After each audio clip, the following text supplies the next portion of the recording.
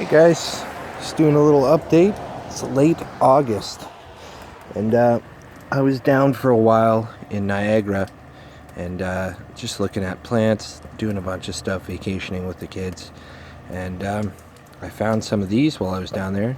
Some hickory nuts that had dropped from a tree, shagbark hickory nuts. Some locust beans. I'm not sure as far as when to collect the locust, but I'm gonna try them out. We're gonna dry them out, see if that works, and I'm gonna stratify them and start growing them for next year. But these shagbark hickories I'm gonna overwinter. And while I was gone, I collected a bunch of wild mint from a camp that's not far from here on Osmondson, and I rooted a large amount of that in this little bubbling pot method. I also have some Vitis riparia or frost grape, and I also have this purple flowering raspberry as well that hasn't really rooted yet, but we'll see how long it takes. And I'm also very excited to show you guys a little something that I picked up down there.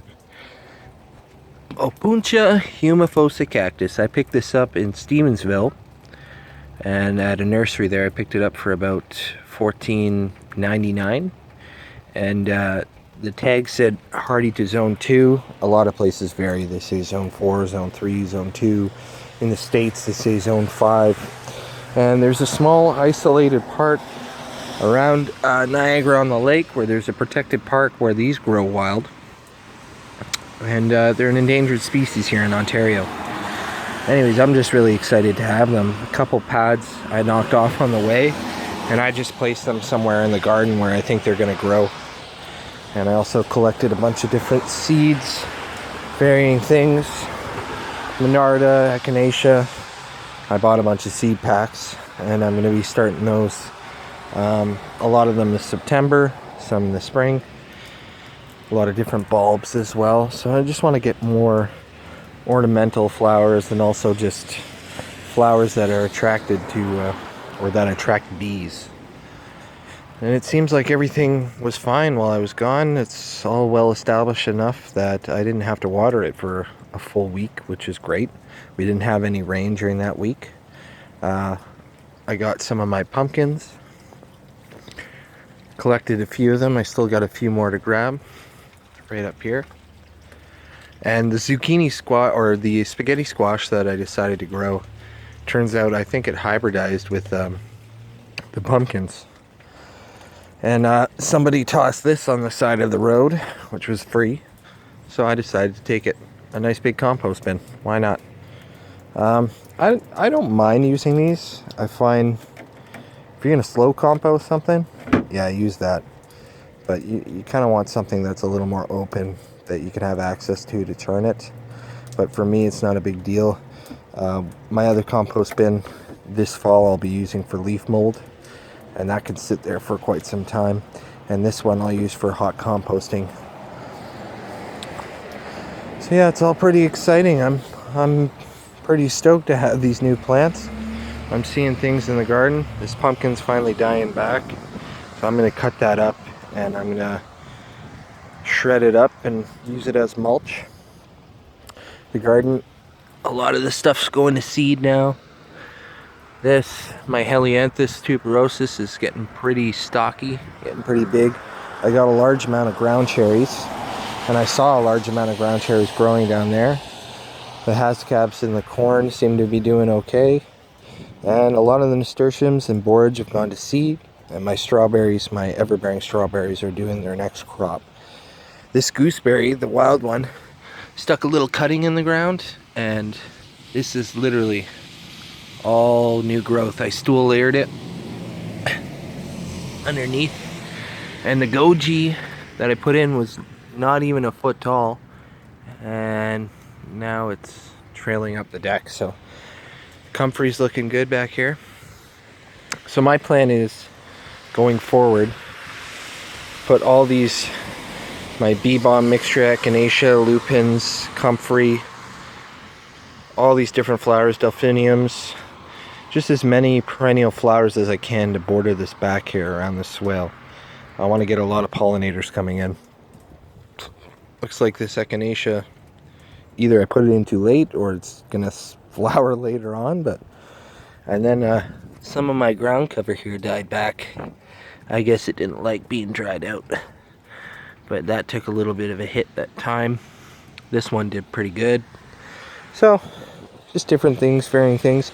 A lot of the stuff that was growing in here was annuals, and I think my plan for next year is just to, I'll grow a few annuals. I'll probably grow pumpkins again, and I'll definitely grow honeydew melons. I got quite a few of those, or sorry, cantaloupes this year. But yeah, going forward, it's going to be focusing on getting a border here, a nice aromatic border of different herbs. I got a lot of chives, stuff like that. Along here, strawberries, ever-bearing strawberries. I'll put them all here. And then, you know, pushing things back. I want to collect some new plants for next year. And I think Egyptian walking onions will be at the top of my list. I have the Humifosa, which I'm going to put in an area here that I'm not going to water so often, and maybe get a little more loamy. And then, you know, I'll move forward from there. But as long as I have things growing, I think it'll be fine.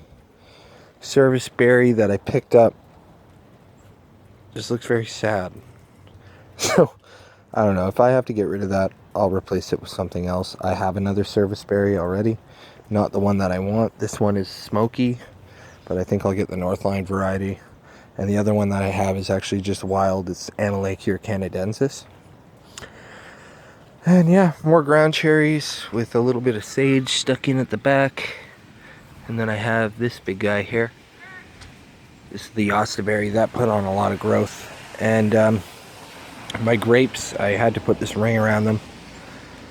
And then I'm trying to attract more chickadees.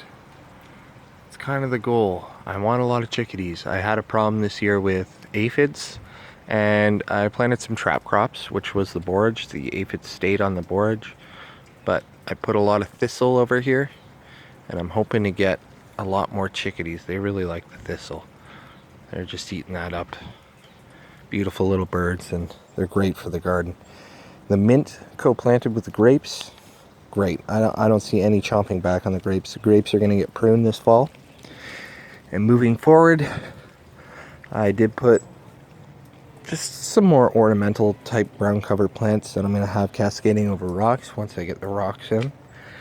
Yeah, you know, super vivums, like 3 different kinds. I enjoy them, hen and chicks. They're nice little plants to grow. And they're pretty easy to take care of. Anyways, guys, I'll give you an update this fall. My plan is to rake up a large amount of leaves, different parks here. I have a big maple in the backyard, and that makes a lot of leaf litter. And I like to leave a lot of it on the ground, but I think what I'll do is I'll just, you know, I'll rake them up and mulch them down, throw them in the bin to compost. And here we go, look at the strawberries. So they're starting up. I'll get a nice fall crop of strawberries this year, a little tiny bit. Next year I'm hoping to expand the amount of strawberries in here. So they're going to run as a nice little ground cover. They don't grow that big, but they do shade out and do get rid of a lot of the things I don't want growing in here. The swale is still proving to be effective at storing rainwater. This whole thing not long ago was just full of water, and it all drained down, and it's wicking into the beds, and it's moving down slope. So yeah, I can see a lot of this looks pretty rough and not so good looking right now, but it's only its first year. And the more I pack perennials in, the more I'm going to have to maintain some things from really taking over. That's kind of what I'm thinking of doing, because I really enjoy being out here, and I really enjoy harvesting things from the garden, and I'm really about the perennials. Next year I'm going to get some Blitzia tamnoids, and hopefully some crow's nests and Egyptian walking onion, and that'll be planted out. Anyways, guys, just a little update. I'll let you know how things are going later on.